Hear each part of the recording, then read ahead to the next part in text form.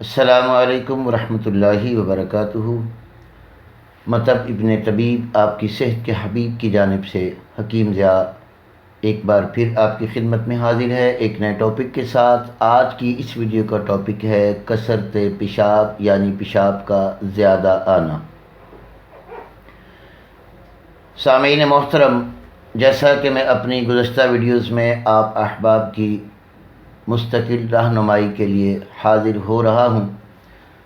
آپ جانتے ہیں میرا ارادہ صرف عوام الناس کی خدمت ہے اور حقیقی بات کو میں پیش کرتا ہوں، جس میں کوئی بڑھاؤ چڑھاؤ نہیں ہوتا، نہ ہی کوئی ایسی بات ہوتی ہے کہ جو آپ کی سمجھ میں نہ آ سکے۔ فطری اور نیچرل طریقہ علاج بالغذا ہے، جسے الحمدللہ سینکڑوں لوگ اپنا کر اپنی بہت پیچیدہ اور پیچیدہ اور پرانی بیماریوں سے چھٹکارا پا چکے ہیں۔ آج ہم اس ٹاپک میں بات کریں گے کہ عام آدمی کو پیشاب زیادہ کیوں آتا ہے، اس کی کیا وجہ ہے، پیشاب کون سے اعضاء بناتے ہیں اور کون سے خارج کرتے ہیں اور کون سے روکتے ہیں۔ سامعین محترم، جیسے میں بارہا دفعہ عرض کر چکا ہوں کہ انسان کی باڈی کا سسٹم مرکب سسٹم ہے۔ اس میں کچھ چیزیں تیز ہو جائیں تو کچھ رطوبات بڑھ جاتی ہیں، کچھ تیز ہو جائیں تو رطوبات خشک ہو جاتی ہیں، کچھ تیز ہو جائیں تو رطوبات پک کر ریشے کی شکل اختیار کر لیتی ہیں۔ طبیعت کا اعتدال پر رہنا انتہائی ضروری ہے، اور اس اعتدال کے لیے آپ لوگوں کی غذا کا معتدل ہونا بہت ضروری ہے، نہ کہ ایک ہی قسم کی غذا کھا کر آپ ایک جیسا زہر جسم میں جمع کر لیں اور کسی بھی بیماری میں مبتلا ہو جائے۔ آئیے جانتے ہیں کہ پیشاب زیادہ کیوں آتا ہے۔ عزیزان محترم، سامعین و گرامی قدر، دوستوں اور بزرگوں، جب انسان اپنی غذا میں ایسی چیزیں زیادہ کھاتا ہے جن میں پانی کی مقدار زیادہ ہو، اور انسان کے نظام انہضام میں جتنا پانی چاہیے طبیعت اتنی رکھتی ہے، باقی کو فالتو سمجھ کر گردوں سے خارج کر دیتی ہے۔ یہ بیماری ایک تو ان لوگوں کو آتی ہے جو لوگ آج کل کے میڈیکل سائنس کے ڈاکٹروں کے کہنے پر بلا وجہ بغیر پیاس بہت زیادہ پانی پیتے ہیں، حالانکہ قطعاً سائنس یہ غلط کہہ رہی ہے۔ بغیر پیاس کے اور بغیر طلب کے، بغیر عطش کے، بغیر ضرورت کے آپ کوئی بھی چیز کھائیں گے تو وہ آپ کے لیے خون میں زہر پیدا کرے گی، چاہے وہ پانی ہو، چاہے وہ سونا ہو۔ اگر آپ ضرورت کے تحت چیزوں کو استعمال کریں گے تو وہ اسراف بھی نہیں ہوگا، ضرورت سے زائد آپ استعمال کریں گے تو وہ اسراف بھی ہوگا، اور اسراف ایک گناہ ہے، اور گناہ کی پاداش میں کوئی بھی مرض آپ کو لگ سکتی ہے، اور یہ ضروری عمل ہے، فطری اور قدرتی طریقہ ہے۔ جیسا کہ آپ ابھی ایک دفعہ کھانا کھا چکے ہیں اور دوسرے گھنٹے بعد آپ پھر کھانا اتنا نہیں کھائیں گے، اسی طرح اگر آپ کی پیاس بجھ گئی ہے تو آپ کو پیاس نہیں لگ رہی تو آپ کیوں پانی پی رہے ہیں؟ اس فالتو پانی پینے سے آپ کے گردوں پر پانی کا پریشر بڑھتا ہے، آپ کا خون ٹھنڈا ہو جاتا ہے، آپ کا نظام انہضام خراب ہو جاتا ہے، اور استحالے کا عمل یعنی غذا کے ہضم کرنے کے عمل میں ڈسٹرب ہوتا ہے، تو آپ کے اعصاب جو ہے وہ انتہائی تیز ہو کر پیشاب کو خارج کرنے لگ جاتے ہیں۔ یوں سمجھ لیجئے کہ آپ کی طبیعت میں ٹھنڈک غالب آ گئی ہے۔ جیسے بارش کیا لاتی ہے؟ ٹھنڈک۔ تو جب آپ کی طبیعت میں یہ چیزیں بلا ضرورت استعمال جب آپ کریں گے تو کثرت پیشاب جب ہوگا، خاص طور پہ ڈاکٹری تھیوری کو جب آپ استعمال کر کے پانی کو اندھا دھند استعمال کریں گے تو اس میں کون سی چیزیں آئیں گی؟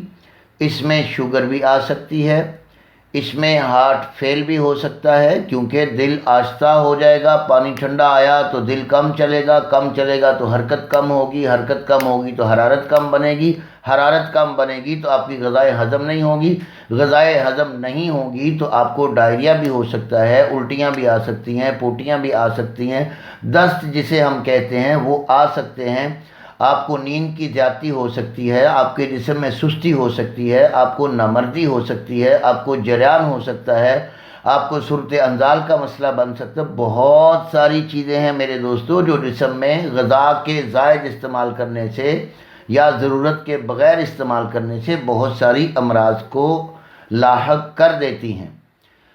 ضروری نہیں، انسان ایک مشین ہے۔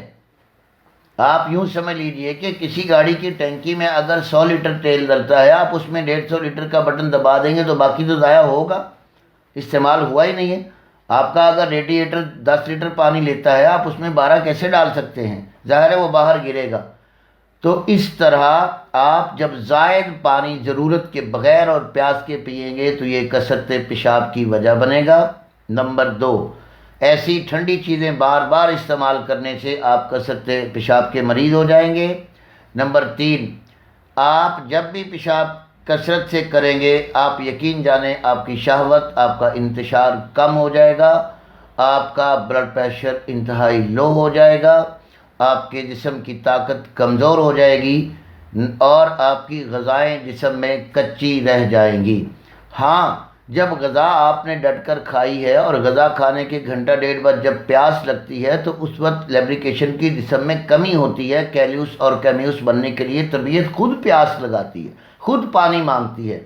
اس میں بھی آپ اگر ہلکا تازہ یا نیم گرم پئیں گے تو بہت زیادہ مفید ہوگا، یا کوئی آپ قہوہ استعمال کریں گے یا چائے پئیں گے یا اپنی طبع کو دیکھتے ہوئے کافی یا کوئی جوس پئیں گے تو وہ نقصان نہیں دے گا۔ وہ خون کے اندر کھائی ہوئی غذا کو استحالے تک کے لیے دودھیا شکل میں لکوڈ بنانے کے لیے وہ کارآمد ثابت ہوں گی۔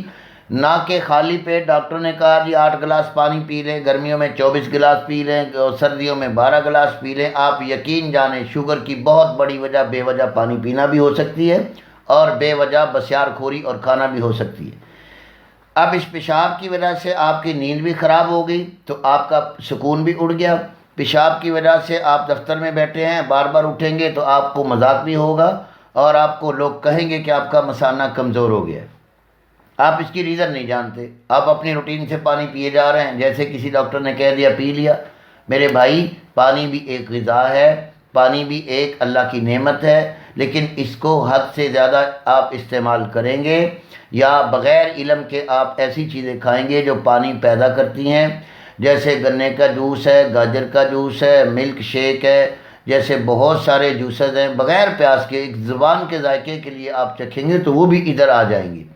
تو یوں سمجھ لیجئے کہ عضلات پیشاب کو پیدا کرتے ہیں، اعصاب خارج کرتے ہیں اور غدد یعنی گلینڈ آپ کے پیشاب کو روکتے ہیں۔ یہ باڈی کا سسٹم ہے۔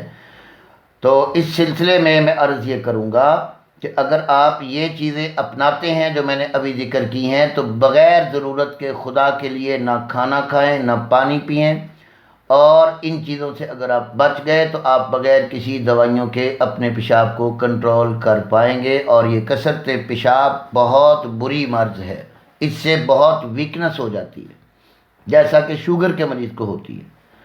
تو اب اس کے لیے علاج کیا ہے؟ آپ دیسی انڈے بوائل کر کے کھا لیں، کالے تل چبا لیں، چنے اور بادام اور کشمش میوہ جو ہے سوگی وہ مکس کر کے کھا لیں۔ آپ اپنی غذاؤں میں خشک چیزوں کا، گوشت کا زیادہ استعمال کر لیں، آپ اچار کھا لیں، آپ کسی قسم کے کھٹے پھل لے لیں تو آپ کا پیشاب کنٹرول ہو جائے گا۔ تو عزیزان محترم، یہ تھی وہ بات جو میں نے نوجوانوں کے پیش خدمت کی کہ اگر ایسی علامات ہوں تو آپ پریشان نہ ہوں، آپ اپنی غذاؤں کو چینج کریں، آپ کا پیشاب کنٹرول ہو سکتا ہے۔ انہی الفاظوں کے ساتھ حکیم جاں کو اجازت دیجیے۔ السلام علیکم ورحمۃ اللہ وبرکاتہ۔ اگر یہ عوامی خدمت کی ویڈیوز اور ابن طبیب کا چینل آپ کو اچھا لگ رہا ہے اور آپ کو اس میں کوئی فائدہ مل رہا ہے صحت کے لحاظ سے، تو آپ میرے اس چینل کو سبسکرائب بھی کیجئے، لائک بھی کیجئے، بیل آئیکن کا بٹن بھی دبا لیجئے اور اپنے ضرورت مند دوستوں کو اخلاص سے آپ اس کو شیئر بھی کیجئے تاکہ آپ کی وجہ سے کسی اور کا بھلا ہو جائے۔ السلام علیکم ورحمۃ اللہ۔